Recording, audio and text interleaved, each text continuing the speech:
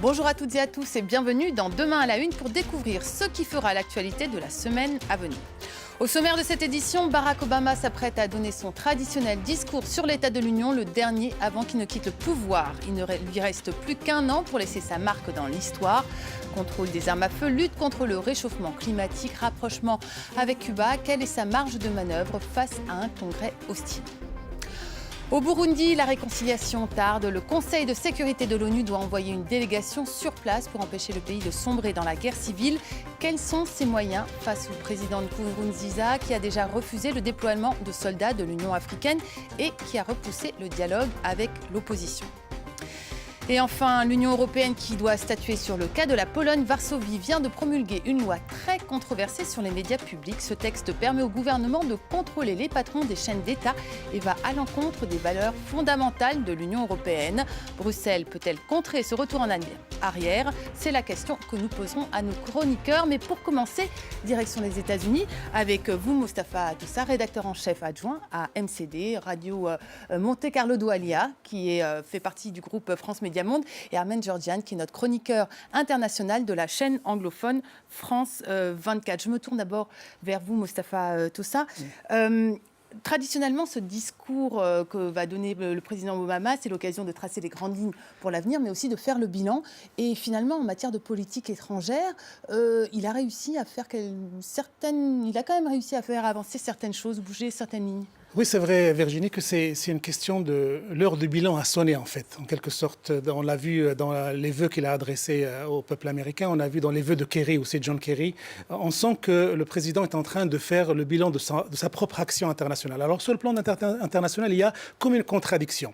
Là où il a réussi un certain nombre de choses, un certain nombre de performances historiques, à savoir la relation avec Cuba, l'accord avec les Iraniens, le libre-échange, la zone de libre-échange avec l'Asie, il a réussi des performances, mais il donne cette impression que pendant son mandat, pendant ces deux mandats, l'influence des États-Unis dans le monde a reculé, et notamment ça à l'égard du Proche-Orient. Et il y a comme une forme de faillite, d'échec, par exemple dans une crise comme la Syrie, et dans une espèce de phénomène de lutte contre Daesh.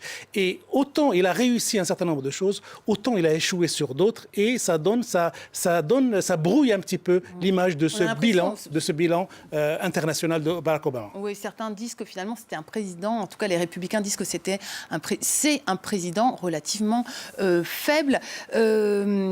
Armen, le président Obama va quand même en profiter justement pour montrer qu'il lui reste du temps. Il va encore faire un certain nombre de changements. Qu'est-ce qu'il compte faire ? On sait qu'il s'était par exemple engagé sur Guantanamo, la fermeture de cette prison. Il n'a toujours pas réussi à le faire. Qu'est-ce qu'il va essayer de lancer comme piste pour cette dernière année de mandat ? Alors, il n'y a quasiment que deux chantiers sur lesquels il peut travailler avec le Congrès, parce que sur les autres mesures comme Guantanamo, vous avez évoqué, là, les républicains sont clairement en désaccord. Ils ne vont pas aller dans le même sens, donc il va devoir probablement fermer cette prison qualifiée la plus chère prison du monde par décret, comme il a fait déjà, comme il a agi sur Cuba, sur les armes à feu, etc. Alors, les deux chantiers sur lesquels il y a quand même une coopération possible avec le Congrès, c'est d'abord la réforme de la justice criminelle et ensuite cet accord de libre-échange avec l'Asie-Pacifique. Mustapha l'a évoqué, c'est pas encore achevé. Ça doit plaire aux républicains parce que c'est une manière de contrer l'influence de la Chine. En revanche, ça peut faire grincer quelques doigts au sein de son propre parti et cela dans une année où le candidat ou la candidate démocrate devra dynamiser sa base, la base démocrate, la base électorale. Et ce genre d'accord libre-échange, ça ne joue pas forcément en faveur d'un candidat ou une candidate au moment où justement il faut dynamiser cette base. D'ailleurs, on dit souvent que la fin d'un mandat du président américain, on appelle ça le surnom, c'est lame duck, le canard boiteux, parce qu'en fait, il est très coincé. Il a peu de marge de manœuvre. Là, bien sûr, il y a le Congrès qui est républicain, mais en plus, il va falloir faire attention aux prochains candidats démocrates. Vous parliez de la réforme du système de justice. Ça, c'est un chantier que Obama a laissé en cours et pourtant, il y est sensible. On a vu ça avec beaucoup de faits divers récemment. Il a beaucoup réagi sur cette thématique. Et la dernière réaction aussi, c'est sur les armes, qui est une thématique aussi liée à ça. Donc, quand on parle de fin de mandat d'un président américain, c'est vrai que dans l'histoire, il y a eu des fins de mandat absolument terribles, presque lamentables des fois. Mais contrairement aux autres présidents américains, Barack Obama donne l'impression de s'en sortir pas mal. Il a encore de l'énergie, il a encore une forme de dynamique propre à lui et il veut influencer sur un certain nombre de sujets. Je parlais de l'utilisation des armes.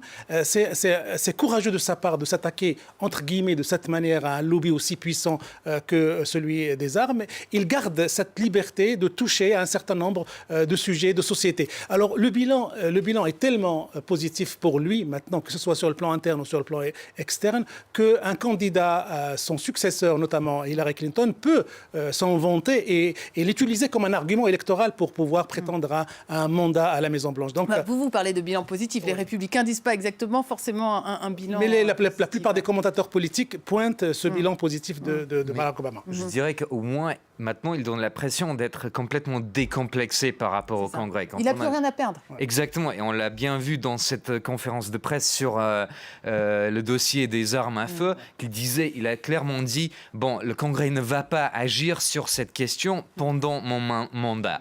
Donc, on n'avait pas vu auparavant cette espèce de décomplexé. De sentiment décomplexé, parce qu'avant, il cherchait toujours ce consensus entre les deux partis. Oui. Fin décembre, Barack Obama a donné une conférence de presse. Et à ce moment-là aussi, la Maison-Blanche a dit « Je vous promets un discours sur l'état de l'Union non conventionnel ». Barack Obama a dit qu'il allait mettre toute son énergie dans cette dernière année de mandat. Néanmoins, un problème s'oppose, c'est cette opposition républicaine qui est majoritaire au Congrès. On l'a vu avec les armes à feu, Barack Obama va essayer de changer les choses par des décrets présidentiels, mais c'est extrêmement difficile. Quelle est sa marge de manœuvre, Armand ? Alors, pour les décrets, effectivement, on a mentionné Guantanamo. Je pense que ça risque d'être la prochaine action du président. Il y a une autre mesure très importante, c'est la réforme du système d'immigration, en fait. Qui a échoué. Oui, enfin, d'abord, ça a marché, mais ensuite, ça a échoué parce que ça chope sur une procédure judiciaire. Donc là, effectivement, c'est-à-dire qu'il prend des décrets présidentiels qui lui permettent de contourner le Congrès, à moins que le Congrès ne trouve une majorité de 2/3, il me semble. Et c'est comme ça qu'il arrive à légiférer sur un certain nombre de questions. Mais dans combien de domaines est-ce qu'il peut faire ça et jusqu'à quel point ? Oui, dans combien de domaines ? L'utilisation du décret, c'est une utilisation à double tranchant. Il ne peut pas l'utiliser dans tous les niveaux jusqu'à ne plus en finir. Donc il faut aussi parce que ce que fait Barack Obama maintenant, ce qu'il va faire en 2016, ça va compter aussi dans la campagne de candidats démocrates pour la Maison-Blanche. Et c'est pour ça qu'il est limité, même automatiquement, dans l'agenda politique des démocrates, il est extrêmement limité. Bien sûr, Barack Obama va, je crois, ceux qui le connaissent vont dire qu'il va choisir des thématiques qui lui tiennent à cœur. Et c'est là où il va peser de tout son poids pour le décret. Par exemple, sur l'Iran, il l'a dit et il l'a redit, il utilisera son droit de veto pour empêcher les républicains d'être contre l'accord avec les Iraniens. Ça, c'est une force et il l'a déjà exprimé. En même temps, les républicains, si jamais ils passent l'année prochaine, auront quand même une certaine marge aussi pour défaire ce que Barack Obama a fait. Tout à fait, c'est tout le danger de gouverner par décret. Enfin, évidemment, il n'a pas fait que gouverner avec des décrets, mais c'est ce qu'on lui reproche, une sorte de président qui veut faire émettre de plus en plus de décrets. Tout simplement, un président républicain peut abroger tous ces décrets sur Cuba, sur les armes à feu, sur Guantanamo.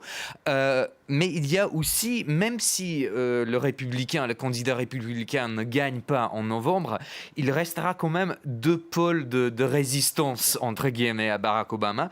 C'est le Congrès d'abord, qui est évidemment à cette majorité républicaine, et les tribunaux, parce qu'on a bien vu des tentatives de ralentir la mise en œuvre de certaines décisions de la Maison-Blanche, dont les tribunaux au niveau des États américains.